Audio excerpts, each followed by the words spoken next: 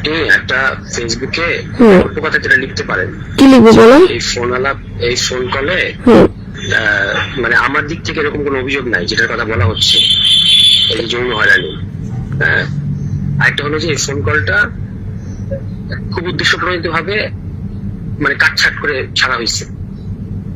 আরেকটা হলো যে এটা তার কাছে গেল কিভাবে? I don't know. আমি নির্ঝর নাকি এনাকে আমি চিনি না। আপনি এই প্রশ্ন করবেন যে এটা তার কাছে গেল কিভাবে? এটা তো আমার প্রাইভেসি নষ্ট হয়েছে। জাতীয় নাগরিক পার্টির যুগ্ম আহ্বায়ক সারোয়ার তুষারের বিরুদ্ধে দলের এক নেত্রীকে অশ্লীল প্রস্তাব দেওয়ার অভিযোগ তুলেছেন সাংবাদিক জাওয়াত নির্ঝর। ওই নেত্রীর সঙ্গে কথোপকথনের একটি অডিও ফাঁস করেন তিনি। তুমি কি আমাকে লাগাতে দিবা? এইরকম ওয়ার্ড তোমার মুখ থেকে আমি আশা করি নাই। I am just surprise. আর তোমার সম্পর্কে আমার খুব ভালো ধারণা, কিন্তু সেই ছেলেটার মুখ থেকে সরাসরি আমি শব্দটা কিন্তু এখন পর্যন্ত উচ্চারণ করি নাই যে আমি তুমি কি আমাকে লাগাতে দিবা। এইরকম ওয়ার্ড তোমার মুখ থেকে আমি আশা করি নাই। তারপরে আমরা এই এনসিপির একটা অডিও শুনলাম যেখানে বিভিন্ন অসংলগ্ন কথাবার্তা এবং মানে খুব অশ্লীল ভাষা আপনারা মানে বলা হয়ে থাকে যে তারা আপনাদের থেকে রাজনীতি শিখেছে বা কোনো না কোনোভাবে এখন প্রাসঙ্গিক। তাদের বিষয়টা কি বলবেন, আসলে কি চলতেছে? তুষারের বিষয়ে আসসালামু আলাইকুম প্রদর্শক শ্রোতা। এনসিপি নেতা তুষারকে এবার গ্রেপ্তার করা হচ্ছে। গুরুত্বপূর্ণ তথ্য আছে, আশা করি সম্পূর্ণ ভিডিও জুড়েই থাকবেন। চলুন ভিডিওতে বিস্তারিত দেখে আসি। জাতীয় নাগরিক পার্টির যুগ্ম আহ্বায়ক সারোয়ার তুষারের বিরুদ্ধে দলের এক নেত্রীকে অশ্লীল প্রস্তাব দেওয়ার অভিযোগ তুলেছেন সাংবাদিক জাওয়াত নির্ঝর। ওই নেত্রীর সঙ্গে কথোপকথনের একটি অডিও ফাঁস করেন তিনি। তুমি কি আমাকে লাগাতে দিবা? এইরকম ওয়ার্ড তোমার মুখ থেকে আমি আশা করি নাই। I am just surprise. আচ্ছা, ওকে, এখন কি তুমি এটা দিয়ে তোমার আগে আমার সম্পর্কে যা যা ইমপ্রেশন ছিল সব কিছু কি মুছে ফেললা? আমি সারপ্রাইজ। আমি এতটা ডাম, যখন তুমি আমার কাছে বারবার ছবি চাইছিলা, আমি ভাবছি যে কেমন আছে না আছে জানার জন্য, যেহেতু তুমি আমাকে দেখছো। এটার জন্য এটার পেছনে অন্য কোনো ইন্টেনশন, এটা জাস্ট আমার যাকে আমার ভালো লাগে তাকে আমার দেখতে ইচ্ছা করে। এই ভালো লাগে মানে আবার ওই রকম না, মানে আমি যাকে পছন্দ করি, যার সাথে আমার একটা মিল আছে, দ্যাটস ইট। 16 জন সকালে সাংবাদিক জাওয়াত নির্ঝর তার ফেসবুকে অডিও ফাঁস করে লেখেন, জাতীয় নাগরিক পার্টি এনসিপির যুগ্ম আহ্বায়ক সারোয়ার তুষার তার দলের নারী কর্মীকে কুপ্রস্তাব দিচ্ছে। গভীর রাতে মেয়েদের ছবি চায়। ওই নারীর সঙ্গে তার 47 মিনিটের কথোপকথনের 3 মিনিট 50 সেকেন্ডের একটি অডিও নিজের ফেসবুকে প্রকাশ করেন, যা ওই কথোপকথনের চুম্বক অংশ। টানা সপ্তমবারের মতো বেস্ট টিস্যু পেপার ব্র্যান্ড হিসেবে স্বীকৃতি পেয়েছে বসুন্ধরা টিস্যু। তাদের কথোপকথন থেকে বোঝা যায় এটি গত রমজানের কোনো এক সময়ের অডিও, যেখানে ইফতারের পর ওই নারীকে সাক্ষাৎ করার অনুরোধ জানানো হয়। তবে কল রেকর্ডের ওই দুই ব্যক্তির পরিচয় কালের কণ্ঠ এককভাবে ভেরিফাই করতে পারেনি। এনসিপি নেতা সারোয়ার তুষারের কুপ্রস্তাবের বিষয়ে এনসিপির উচ্চ পর্যায়ের নেতাদের কাছে অভিযোগ দিয়েছিলেন ভিকটিম। তারা কোনো ব্যবস্থা নেয়নি। এমন আরও একটি অডিও ফাঁস করা হয় সাংবাদিক জাওয়াত নির্ঝরের ফেসবুকে। এদিকে কথোপকথনের অডিও ভাইরাল হওয়ার পর ভিকটিমকে প্রভাবিত করার চেষ্টা করেন সারোয়ার তুষার। ভিকটিমকে স্ট্যাটাস দিতে চাপ প্রয়োগ করে, যাতে তার নিজের দোষ চাপা দেওয়া যায়, আর তার বিরুদ্ধে অভিযোগ সামনে আনার দায় চাপাতে চান গোয়েন্দা সংস্থার উপর। দেখেন, আমি পলিটিক্সে ভালো করতেছি, এখন এটা বুঝিনি তো অনেকের অনেক তৈরি হয়েছে এবং এটা পরিষ্কারভাবে উত্তরপাড়া থেকে করা হয়েছে কাজটা। কে করছে? আপনি আমার ধারণা এটা উত্তরপাড়া, মানে ডিজিএফআই এরকম কারো দিক থেকে করা হয়েছে, মানে এটা ওর কাছে যাবে কিভাবে? এক্স্যাক্টলি। প্রবাসী সাংবাদিক জাওয়াত নির্ঝরের দাবি, অডিও সোর্স এনসিপির ভিতরেই আছে, কিন্তু ভিকটিম নিজে নন। পরবর্তী সময়ে এক পোস্টে নির্ঝর সারোয়ার তুষারকে দল থেকে বহিষ্কারের দাবি জানান। এর আগে 2021 সালের জানুয়ারিতে সারোয়ার তুষারের বিরুদ্ধে যৌন নিপীড়নের অভিযোগ এনেছিলেন আরও এক নারী। এদিকে ছাত্র দলের সহসভাপতি তহিদুর রহমান আউয়াল বলেন, বোনরা যেখানে অনিরাপদ, এমন রাজনীতি মানুষ চায় না। টকশোতে যে বড় বড় কথা বলে আমাদের কোনো কিছু একদম রূপকথার গল্প সাজায় সেই গল্পগুলো বলে আর নিজেরা রাতে অনৈতিক কাজ করে। লীগের আমলেও মানুষজন 5 বছরে যে ইনকাম করেছে তারা 5 মাসে তার থেকে বেশি ইনকাম করেছে। মানুষজন এই দুর্নীতি আর চায় না, আমার বোনরা যেখানে অনিরাপদ এরকম রাজনীতি আর চায় না। নাহিদ ইসলামের উচিত তুষারকে শোকজ করা, কারণ দর্শানোর নোটিশ দেওয়া, এমন মন্তব্য করেন তিনি। হ্যালো, হ্যালো হ্যাঁ হ্যালো, হ্যালো, শুনতে পাচ্ছি, বলো। আচ্ছা, এটা আপনি কেন করলেন এরকম? আমি কিছু করি নাই ভাই, আমি ঘুমাচ্ছিলাম। দেখেন, এরকম আমি তো আপনাকে বলছি যে আমাদের পার্টি কমিটি দেওয়ার সাথে আমি একদমই ইনভলভ না। আরে তুষার, তুমি আমার কথা শোনো। আমার যেটা মনে হয়েছে, যেটা বলতে চাইছি, সেটা আমি তোমাকে একা রুমে ডেকে কথা বলছি, বাস শেষ। তাহলে এখন আচ্ছা এখন যে এটা আমার নামে চড়ানো হইতেছে, আমি জানি না, আমি জানি না ভাই। আমাকে জাস্ট তুমি আমাকে পাঠাইছো, আমাকে ফয়সাল ফোন দিচ্ছে, তো আমি ফোনে ঘুম ভাঙছে, এন্ড দেন আমি লিঙ্কটা শুনলাম। তাহলে আপনার এটা ক্লিয়ার করা উচিত না আপনার জায়গা থেকে? আমার জায়গা থেকে এখন আমি কি করছি? এখন আমি বলো আমাকে কি করতে হবে, কোথায় কি করতে হবে, আমি জানি না তো। আপনি একটা ফেসবুকে অল্প কথা যেটা লিখতে পারেন। কি লিখবো বলো? এই ফোন কলে মানে আমার দিক থেকে এরকম কোনো অভিযোগ নাই যেটার কথা বলা হচ্ছে, এই যৌন হয়রানি। আরেকটা হলো যে এই ফোন কলটা খুব উদ্দেশ্যপ্রণোদিত ভাবে মানে কাটছাট করে ছাড়া হয়েছে। আরেকটা হলো যে এটা তার কাছে গেল কিভাবে? I don't know. আমি নির্ঝর নাকি এনাকে আমি চিনি না। আপনি এই প্রশ্ন করবেন যে এটা তার কাছে গেল কিভাবে? এটা তো আমার প্রাইভেসি নষ্ট হয়েছে, মানে উভয় প্রাইভেসি নষ্ট হয়েছে। আপনি এই প্রশ্নটা করলে এই কথাগুলো তুললে আমার মানে আমি হয়ে যাই, বুঝছেন? আমি সেফ। এবং এটা আপনার তো দেখেন, আমি পলিটিক্সে ভালো করতেছি, এখন এটা বুঝেনি তো অনেকের অনেক তৈরি হয়েছে, এবং এটা পরিষ্কারভাবে উত্তরপাড়া থেকে করা হয়েছে কাজটা। কে করছে?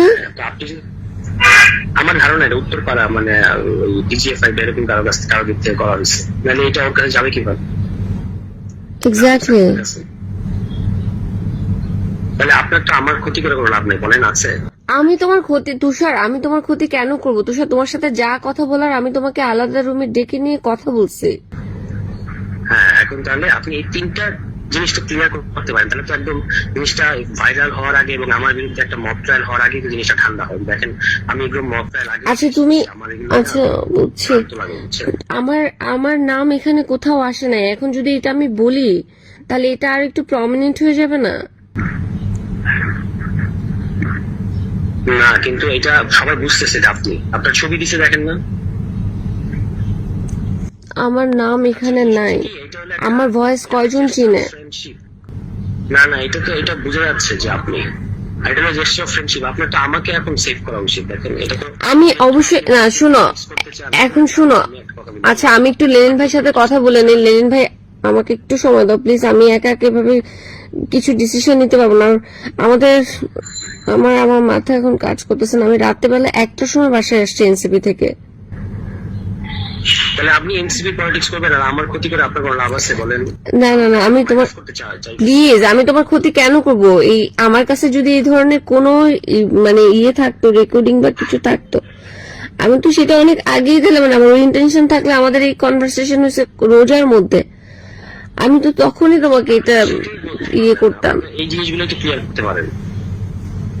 হ্যাঁ, সেটাই। মানে এখন ওখানে আমার কোনো নাম নাই। এখন আমি খামাখা এটার মধ্যে নাম যদি আমি স্ট্যাটাস দেই, আমাকে ট্রোল করা শুরু করবে মানুষ। এমনিতেই আমার কত রকমের ঝামেলা, তুমি তো জানো। তাহলে আমাকে এরকম আমি এরকম বিপদে পড়ে আমি এরকম মব ট্রায়ালের মধ্যে না, তুমি জিজ্ঞেস করো যে এটা কোন নেত্রী বলছে এনসিপির এরকম কমপ্লেন করছে, তার নাম বলা হোক।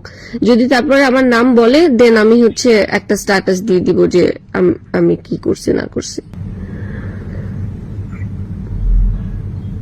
ask them, find it, মানে ওদেরকে বলো নাম ডিসক্লোজ করতে। তোমার সম্পর্কে আমার খুব ভালো ধারণা, কিন্তু সেই ছেলেটার মুখ থেকে সরাসরি আমি শব্দটা কিন্তু এখন পর্যন্ত উচ্চারণ করি নাই যে আমি তুমি কি আমাকে লাগাতে দিবা। এইরকম ওয়ার্ড তোমার মুখ থেকে আমি আশা করি নাই। তারপরে আমরা এই এনসিপির একটা অডিও শুনলাম যেখানে বিভিন্ন অসংলগ্ন কথাবার্তা এবং মানে খুব অশ্লীল ভাষা আপনারা মানে বলা হয়ে থাকে যে তারা আপনাদের থেকে রাজনীতি শিখেছে বা কোনো না কোনোভাবে এখন প্রাসঙ্গিক। তাদের বিষয়টা কি বলবেন, আসলে কি চলতেছে? তুষারের বিষয়ে জিজ্ঞাসা করছেন তো কি বলবো, এখন তার বাজে একটা বিষয় বের হয়ে গেছে। আসলে কত সুন্দর সুন্দর মানুষ টকশো থেকে সুন্দর সুন্দর কথা বলছে, পুরো দেশের মানুষকে শেখাচ্ছে। আসলে দেশের মানুষেরও এটা ধরতে হবে যে তাদেরকে আসলে কারা গাইড করতে চাচ্ছে, তাদের চারিত্রিক বৈশিষ্ট্য কী। মানুষকে প্রপোজ করে, অফার করে, বলে আমি তোমাকে ভালোবাসি, ঠিক আছে, তোমাকে পছন্দ করি, তোমাকে সুন্দর দেখাচ্ছে, এগুলো স্বাভাবিক বিষয়। নারী পুরুষ কাউকে পছন্দ করে, বিয়ে করার আগের স্টেজ এটা, তোমাকে ভালো লাগে আমার, হ্যাঁ চলো পরিবারের সাথে কথা বলি। কিন্তু তুষার যেই ভাষায় যৌনতা প্রকাশ করেছে, হ্যাঁ এটা একটা বর্বরতা। এইভাবে ঠিক এক্স্যাক্টলি এটা মুখ দিয়ে তো বলা যায় না।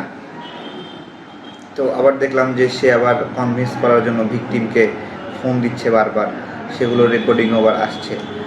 তো এরকম করে চললে তারা তো রাজনীতির ময়দানে এক টেবিলে তাদের সঙ্গে বসা অনেক কঠিন হবে। যেমন আগামীকালকে সংস্কার কমিশনের মিটিং আছে, সেই মিটিংয়ে আমি কি তুষারের পাশাপাশি গিয়ে বসবো? একজন নারী নিপীড়ক অথবা হ্যারাসমেন্টকারী, যৌন নিপীড়ক, এটা তো এই সমাজে যায় না, তাই না? এগুলো আমাদের রাজনৈতিক পরিমণ্ডলে যখন এরকম রাজনৈতিক নেতাদের খারাপ খারাপ জিনিস বের হয়ে আসে, তখন আমাদের আসলে মানুষ খারাপ বলে, ও এরা মনে হয় সবাই এরকম। তো এটা বেসিক্যালি এনসিপির লজ্জা না, মানে আমরা রাজনৈতিক পরিমণ্ডলে আমাদের উপরও প্রভাব আসে যে নেতারা মনে হয় এইরকম। তো এগুলো নিয়ে আসলে উল্লাস হওয়ার কিছু নাই। আমরা যারা রাজনৈতিক প্রতিপক্ষ, অসম্মানটা আমাদের গায়েও লাগছে। আবার দেখবেন একটা টক শোতে গেছে, সে গেছে, আমি গেছি বা গেছে, যারা যাবে তারা একসাথে যখন পাশাপাশি বসবে, ওটা তো একটা বাজে একটা ফ্রেম হবে তখন, যে ও এই ছেলেটাই এই সুন্দর সুন্দর কথা মানুষকে শোনায়, তাই না? তো এই যে সুন্দর কথার আড়ালে মানুষের যে কুৎসিত চেহারা, এগুলো আসলে আমাদেরকে বিব্রত করছে খুবই। যে সব সুন্দর কথা হলেই সুন্দরটা গ্রহণ করতে হবে এরকম না। তারা রাজনৈতিক পরিমণ্ডলে সবার চরিত্র হননের জন্য ব্যস্ত, সবার চরিত্র খারাপ। এখন তাদের চরিত্রটা কতটা সুন্দর এটা তো আস্তে আস্তে সব প্রকাশ পাচ্ছে। এনসিপির আপনার হলো মেজরিটি এরকমই কাছাকাছি, অনেকগুলো প্রকাশ পেলে তো গত কয়েকদিনে, হ্যাঁ বিভিন্ন জেলায় জেলায় এরকম অপকর্ম প্রকাশ পাইলো। তাদের নারী নেত্রীগুলো, তাদের পুরুষ নেতৃত্ব, সব কিছু মিলিয়ে এটা একটা অ্যাকসেপ্টেবল না, এরকম একটা বাজে অবস্থা। তো এই মুখ নিয়ে তারপর আবার সমকামী কত কিছু, ধর্মবিদ্বেষী আচরণ, আদিবাসী ইস্যুতে তাদের কার্যক্রম, এগুলো মিলে আসলে বাংলাদেশের রাজনৈতিক পরিমণ্ডলে যে ধরনের ক্যারেক্টার মানুষ দেখে দেখে অভ্যস্ত, এনসিপিরা ভিন্ন ক্যারেক্টার দেখিয়েছে। হ্যাঁ, এই যে বিশাল বড় গাড়ির বহর নিয়ে যাচ্ছে, ওই গাড়ির বহর নেওয়ার আদৌ তার সক্ষমতা আছে কিনা, যার কাছ থেকে ওই টাকাটা নিচ্ছে সেটা কিন্তু সে ইচ্ছা করে দিচ্ছে না চাঁদা হিসেবে জোর জবরদস্ত করে নিচ্ছে। তো এগুলোতে সামগ্রিকভাবে একটা উদীয়মান রাইজিং যে মানুষ, যে নতুনদের উপর বিশ্বাস করবে, আমিও একজন নতুন, তারাও একটা নতুন, আরও অনেক নতুন আছে। তো এরকম নতুনদের মধ্যে চারিত্রিক স্খলন যদি হয়, নৈতিক স্খলন যদি হয়, তাই কথা বলবে মানুষ, আমি বলবো যুক্তি পাল্টা যুক্তি হবে, পক্ষে বিপক্ষে হবে, বিভিন্ন লড়াই হবে। কিন্তু এই ধরনের স্খলন যখন বের হয়ে আসে, তখন আসলে রুচিবোধ আমরা পাই না কথা বলার জন্য। দর্শক শ্রোতা, এই বিষয়ে আপনার মতামত থাকলে লিখতে পারেন কমেন্ট বক্সে আপনার মতামত।